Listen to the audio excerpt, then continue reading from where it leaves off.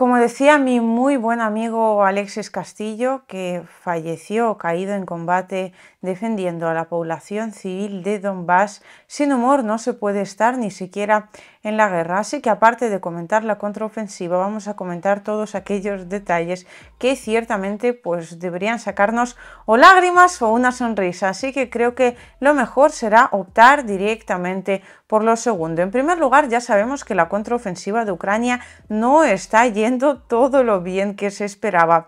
Los medios occidentales entonces tienen que relatar las victorias rusas, o bueno, al menos la resistencia rusa, tienen que decir algo sobre el de momento pues fracasado intento de Ucrania de romper las defensas de la Federación.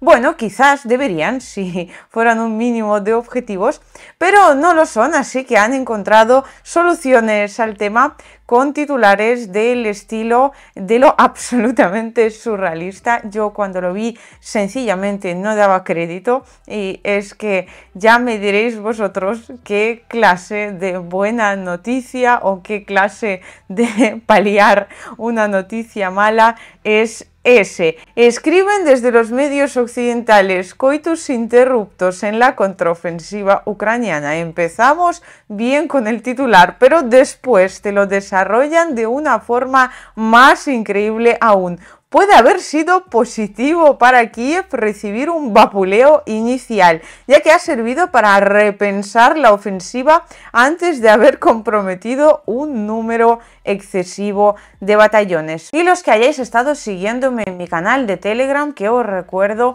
se llama Liusivaya o @Liusivaya, todo junto, sabréis de sobra que de pocas pérdidas, nada de nada. Desgraciadamente, eso sí, puesto que se trata en primer lugar, obviamente, de vidas humanas, pero equipos occidentales en las 2 semanas que llevamos de contraofensiva ucraniana también se perdieron a montones. Así que este titular, digamos, no tiene mucho que ver con la realidad, pero bueno, no sorprende como el resto de los titulares occidentales, pero hemos de reconocerle al menos la tremenda ocurrencia, y es precisamente de ocurrencias de lo que va a ir este capítulo de Desmintiendo la propaganda occidental, aunque hoy ni siquiera la vamos a desmentir, vamos a dejar que hable y se desmienta a sí misma. Las declaraciones de Ucrania en este sentido han sido especialmente importantes. Particularmente hablamos de las declaraciones del principal asesor del presidente Zelensky, el señor Podolyak, que lo cierto es que cada vez que habla el pan ya no es que suba, es que yo creo que hasta se deja de producir, generando con ello una tremenda escasez y con ello obviamente pues una absolutamente brutal subida de precios. Y antes de que pasemos a comentar las declaraciones en cuestión, que podríamos reunir bajo el nombre común de Ucrania haciendo amigos o no, quiero comentaros 2 cosas. La primera es que otro tipo de declaraciones también las he estado comentando recientemente en mi canal de Liusivaya Geopolítica, donde os invito a seguirme para más análisis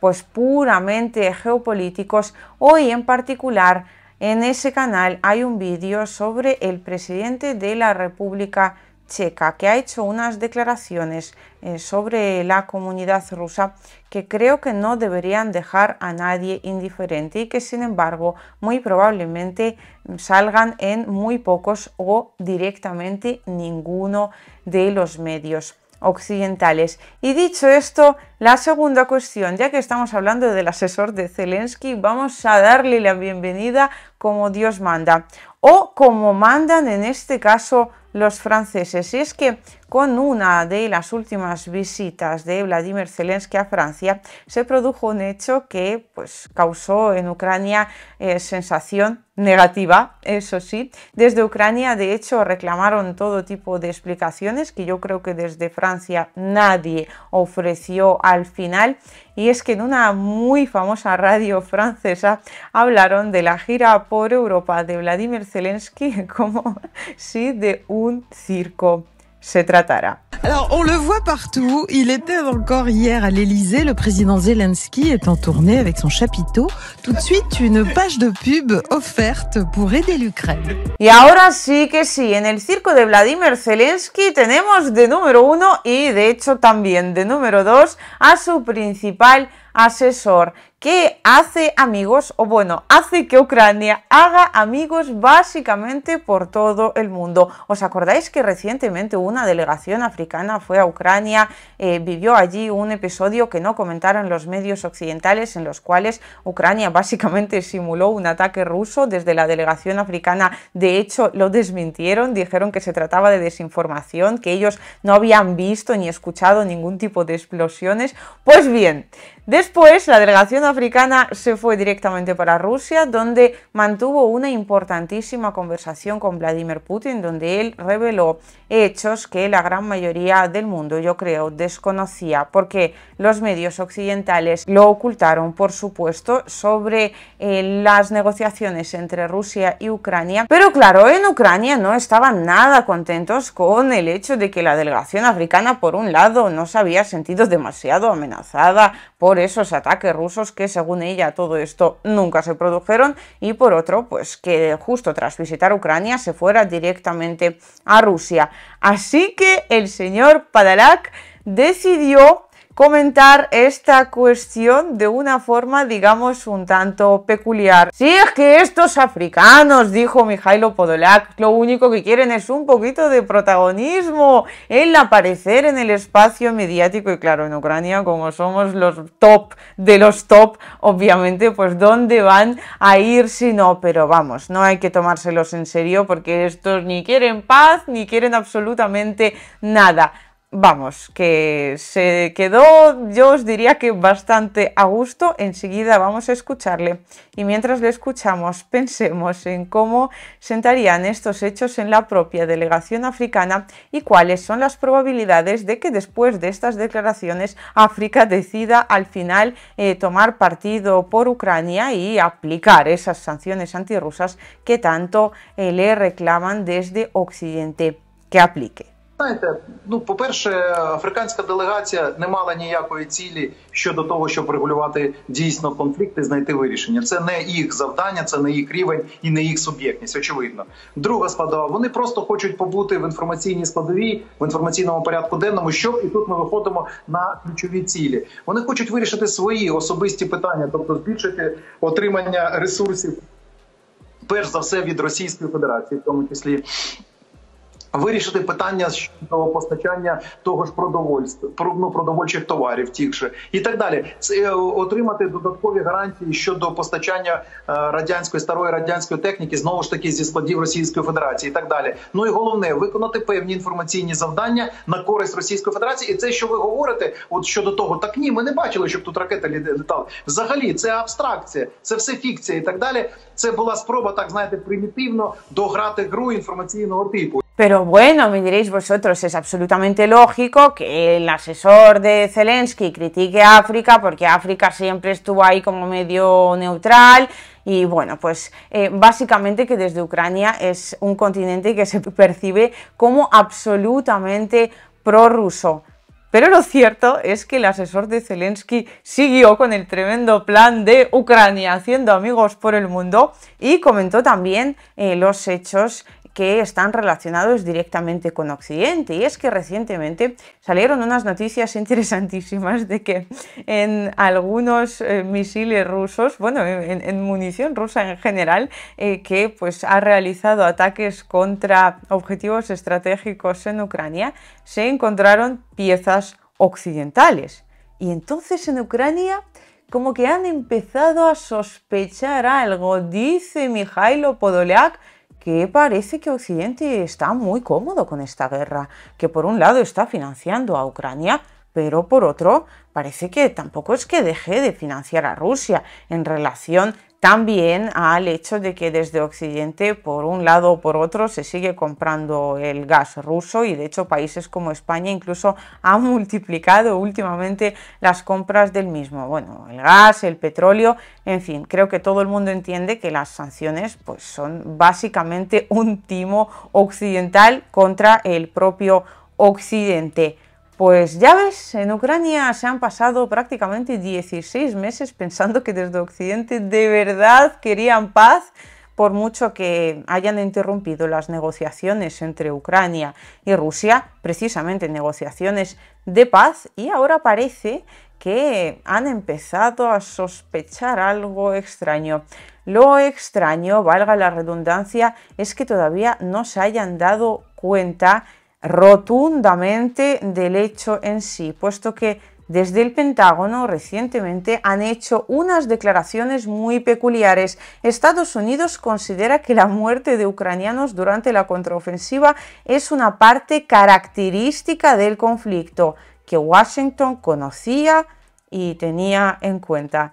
Es decir, luchemos hasta el último ucraniano. Sí que mueren, pero vamos, ¿cuándo nos ha importado este hecho? Repito, lo extraño es que desde Ucrania, leyendo este tipo de declaraciones, todavía pues no hayan sacado las conclusiones pertinentes. Pero sea como fuere, algo definitivamente han comenzado a sospechar.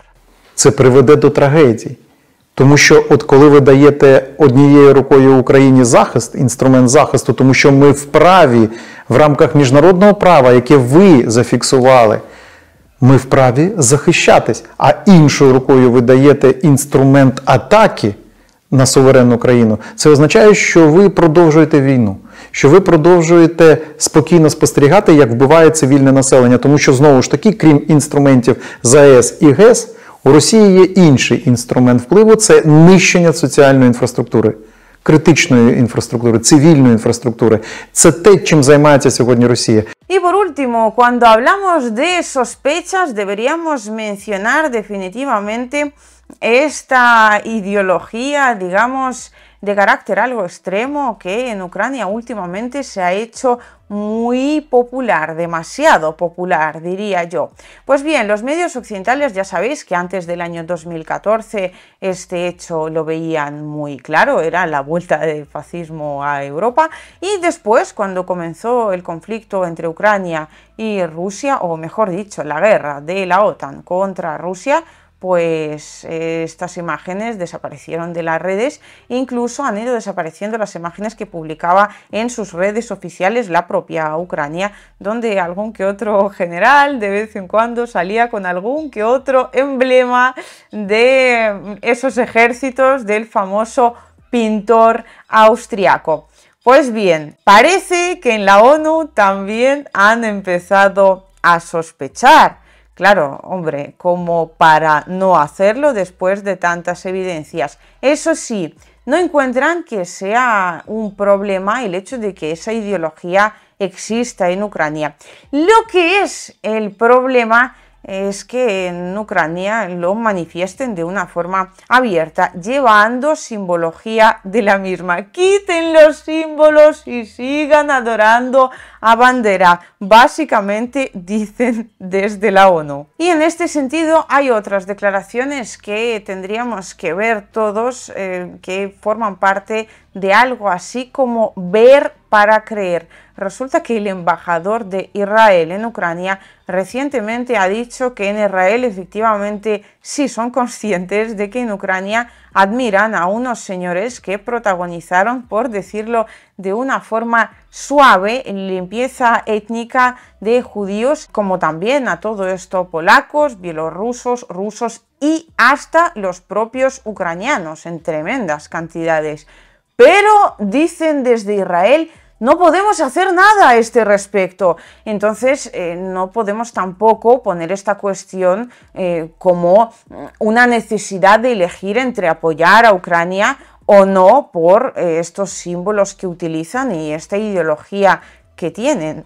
Vamos, básicamente dijo, pues sí, efectivamente son nazis, pero nosotros, ¿qué le podemos hacer? Hay que quererlos tal y como son, imaginaos que estas declaraciones de Ucrania, o sea, esta simbología que lleva Ucrania, todo lo que sucede en Ucrania a día de hoy, sucediera en Rusia. Y a partir de ahí ya os podéis volver a imaginar las declaraciones que tendría Occidente al respecto y muy probablemente también el propio Israel. O sea, no podemos tampoco, digo yo, caer en una equidistancia en la cual digamos, sí, efectivamente, se trata de una organización terrorista o, como en este caso, un grupo ideológico que básicamente cree en la supremacía de una raza, la ucraniana, por encima de las demás, que promueve limpiezas étnicas, que pues básicamente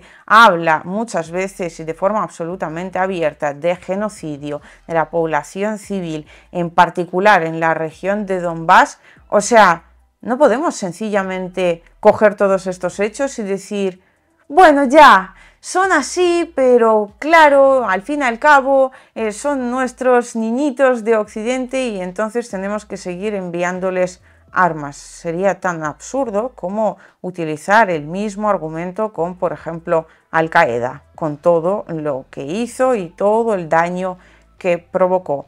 Y eso que es una organización en la vida de la cual y en el surgimiento de la cual Estados Unidos, de hecho, tuvo muchísimo que decir. Dicho esto, os dejo con las declaraciones del embajador de Israel en Ucrania. Добавлю два слова, что нам часто пишут наши комментаторы, и особенно комментаторы из России, говорят, вот, видите, евреи, вы их поддерживаете, а они вон что делают, у них героизация фашизма, у них бандеровцы, у них там все, а вы их поддерживаете.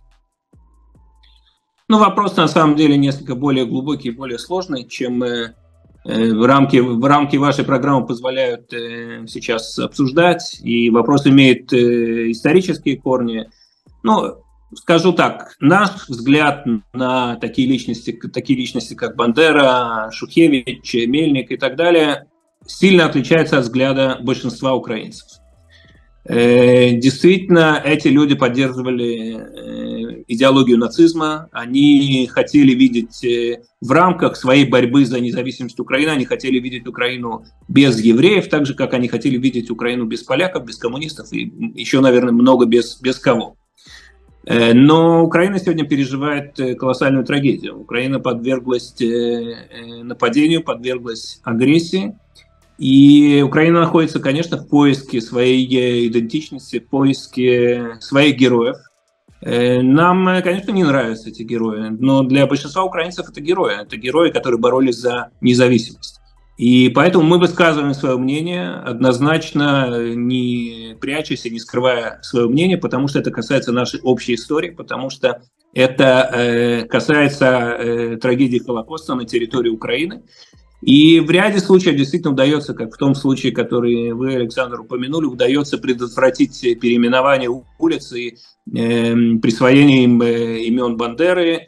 Но улица Бандеры, к сожалению, существует в разных городах Украины, так же, как и существует за границей. Например, в Соединенных Штатах, если вы возьмете, откроете Google и введете название Бандеры, то и в Соединенных Штатах вы найдете несколько улиц Бандеры. К сожалению. Можем ли мы повлиять на этот процесс? Довольно сложно это сделать. Мы можем и обязаны высказывать нашу точку зрения, что мы и делаем.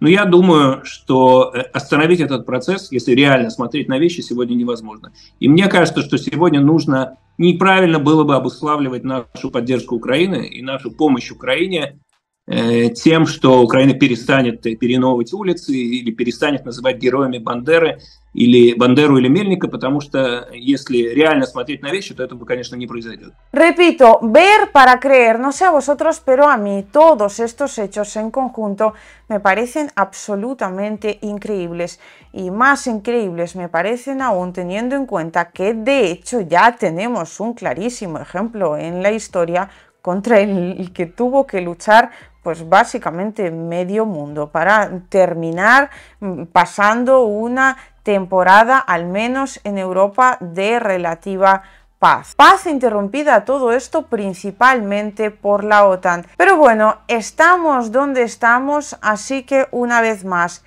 ver para creer. Y dicho esto, Ya me diréis qué os parecen todas estas declaraciones, cuáles os han provocado risa y cuáles quizás lágrimas o al menos algo de tristeza. ¿Qué opináis al respecto?